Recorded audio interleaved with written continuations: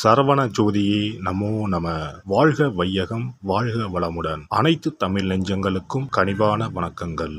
நிகழும் ஸ்ரீ மங்களகரமான குரோதி ஆண்டு ஜூலை மாதம் 17ஆம் தேதி புதன்கிழமை அன்று அனுசம் நட்சத்திரத்தில் ஏகாதசி திதியில் சுப்பிரம் நாமயோகத்தில் வணிசை கரணத்தினில் சித்த யோகம் கூடிய நன்னாளில் இந்த மகத்தான ஆடி மாதம் பிறக்கிறது.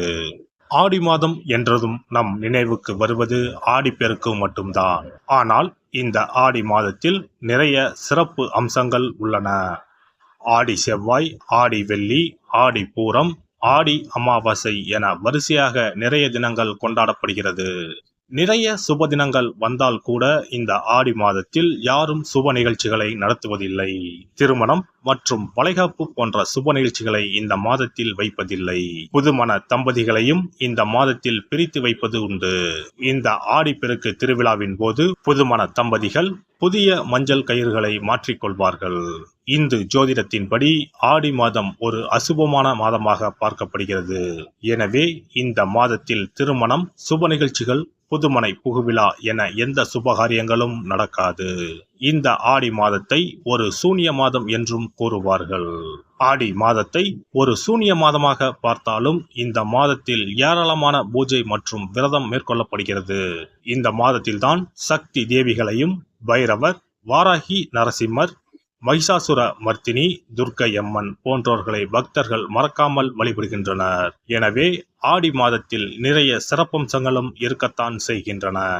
ஆடி மாத கிரகநிலை என எடுத்துக்கொண்டால் ரிஷபத்தில் குருவும் செவ்வாயும், கடகத்தில் புதன், சுக்கிரன், சூரியனும், கன்னியில் கேது பகவானும், கும்பத்தில் சனியும், மீனத்தில் ராகு பகவானும் உள்ளனர். இம்மாத கிரக பெயர்ச்சி என பார்த்தால் ஆடி மாதம் 3ஆம் தேதி புதன் பகவானும் 15ஆம் தேதி சுக்கிர பகவானும் இடப்பெயர்ச்சி ஆகின்றனர். அதைத் தொடர்ந்து 20ஆம் தேதி புதன் பகவான் வக்கிரமடைகிறார். ஆக புதனும் சனியும் இம்மாதம் வக்கரத்தில் சஞ்சாரம் செய்கின்றனர். இந்த கிரக அமைப்பினால் உங்கள் வாழ்வில் உண்டாகும் சுப மற்றும் அசுப பலன்கள் என்ன என்பதனை பற்றி காண்போம்.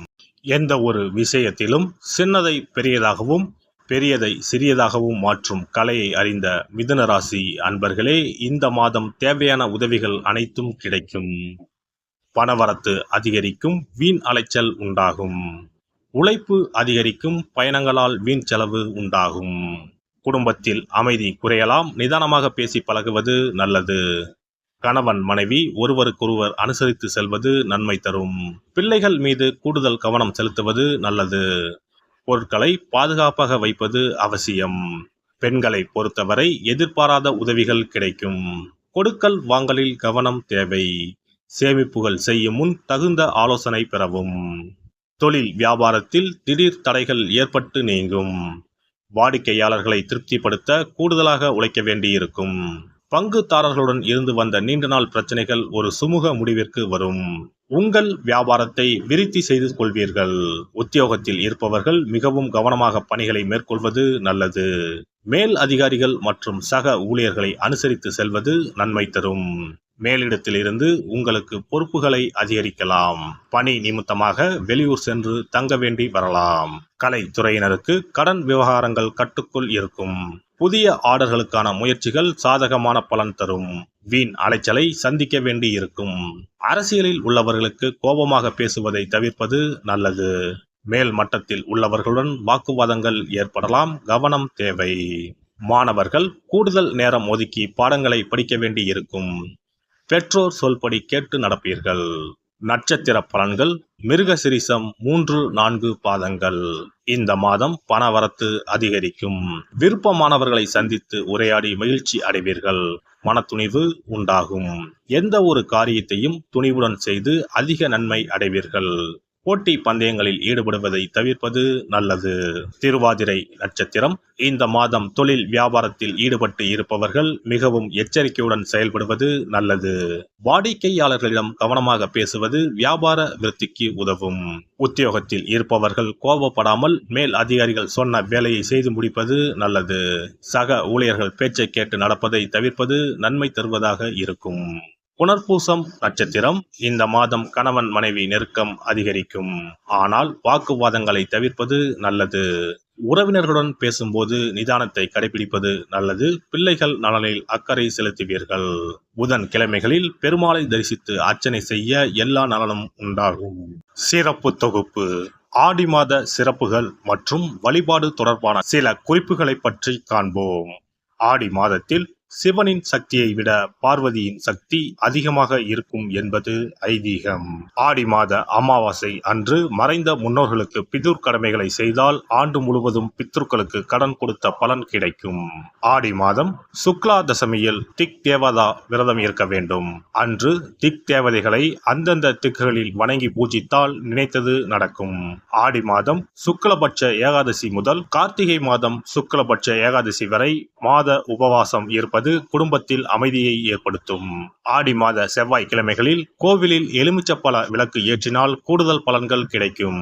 ஆனால் எலுமிச்சப்பழ விளக்குகளை ஒருபோதும் வீட்டில் ஏற்றக்கூடாது. வளர்பிறை துவாதசி நாளில் தொடங்கி கார்த்திகை மாதம் வளர்பிறை துவாதசி நாள் வரை பெண்கள் துளசி பூஜை செய்து வந்தால் நினைத்தது நடைபெறும். வீட்டில் சகல செல்வங்களும் குவியும். ஆடி மாதம் செவ்வாய் வெள்ளி கிழமைகளில் காமாட்சி தேவியை வணங்கினால் திருமண தடைகள் விலகி சுபம் உண்டாகும். ஆடி மாதம் முழுவதும் மீனாட்சியை வழிபட்டால் குடும்பத்தில் அமைதி ஏற்படும். ஆடி மாதம் முத்துமாரியம்மனை மனமுருக வழிபட்டால் திருஷ்டிகள் விலகிவிடும். ஆடி மாதம் சுக்ல துவாதசியில் மகா விஷ்ணுவை நினைத்து விரதம் இருந்தால் செல்வம் பெருகும். ஆடி மாதம் சுக்லபட்ச ஏகாதசி தினத்தன்று அன்னதானம் செய்தால் சகல பாக்கியங்களும் கிடைக்கும். இம்மாதம் ஏகாதசி துவாதசி நாட்களில் அரச மரத்தை சுற்றி வந்து வழிபட்டால் வாழ்வில் மகிழ்ச்சி உண்டாகும். ஆடி மாத வெள்ளிக்கிழமைகளில் மகாலட்சுமியை வழிபட்டால் வீட்டில் செல்வம் சேரும். இம்மாதம் ஏதாவது ஒரு வெள்ளிக்கிழமை அம்மனை ஆவாகனம் செய்து வீட்டுக்கு வரவழைத்து வழிபடுவது சிறப்பை தரும். ஆடி மாதம் குத்து விளக்கை லட்சுமியாக பாவித்து அலங்கரித்து வழிபடுதல் வேண்டும். ஆடி மாதம் அம்மனுக்கு பால் பாயசம் சர்க்கரை பொங்கல் வைத்து வணங்குதல் வேண்டும். அம்மனை வழிபடும் போது மறக்காமல் லலிதா சகஸ்ரநாமம் சொல்ல வேண்டும். இம்மாதம் வீட்டில் சிறப்பு பூஜைகள் செய்யும் போது சிறு பெண் குழந்தைகளை அம்மனாக பாவித்து உணவு கொடுத்து ரவிக்கை சீப்பு குங்குமச்சிமிழ் கண்ணாடி வளையல் தாம்பூலம் கொடுக்க வேண்டும். இம்மாதம் அம்மனுக்கு சாற்றப்படும் வளையல்களை பெண்கள் அணிந்து கொண்டால் திருமண பாக்கியம் குழந்தை பாக்கியம் சகல நலன்களையும் நீங்காத செல்வத்தையும் பெறலாம். ஆடி மாத வெள்ளிக்கிழமைகளில் அதிகாலையில் எழுந்து குளித்து தூய ஆடை அணிந்து சாணத்தை பிள்ளையராக பிடித்து செவ்வரளி செம்பருத்தி அருகு கொண்டு சூரிய உதயத்திற்கு முன்னர் விநாயகரை பூஜிக்க வேண்டும். வாழை இலை மீது நெல்லை பரப்பி அதன் மீது கொழுக்கட்டை வைத்து விநாயகரை வழிபட செல்வம் கொளிக்கும். ஆடி பௌர்ணமி அன்று சிவபெருமானுக்கு திரட்டுப்பால் அபிஷேகம் செய்து கருப்பு பட்டாடை 100 முத்துக்கள் கோர்த்த மணிமாலை கரு ஊமத்தம் பூ மாலை அணிவித்து மூங்கில் அரிசி பாயாசம் படைத்து வழிபட்டால் எப்பேற்பட்ட பகையும் விலகும். பொதுவாகவே வெள்ளிக்கிழமைகள் அம்பாளுக்குரிய சிறந்த நாட்களாகும். இதனோடு அயனத்துக்குரிய சிறப்பும் சேர்வதால் ஆடி மாதத்தில் வரும் வெள்ளிக்கிழமைகள் அம்பாளுக்கு தனிச்சிறப்பு கொண்டவையாக கருதப்படுகின்றன. எல்லாம் வல்ல இறையருளால் நீங்களும் உங்கள் அன்பு குடும்பமும் உடல் நலம் நீலாயுள் நிறை செல்வம் உயர் புகழ் மெய்ஞானம் ஓங்கி வாழ்க வளமுடன். இந்த வீடியோ பதிவு உங்களுக்கு பிடித்திருந்தால் லைக் பண்ணுங்க, கமெண்ட் பண்ணுங்க, ஷேர் பண்ணுங்க, மறக்காம சப்ஸ்கிரைப் பண்ணுங்க, பக்கத்துல இருக்கிற பெல் பட்டனை கிளிக் பண்ணுங்க. நன்றி, வணக்கம். ஓம் நமச்சிவாய. சிவாய நம.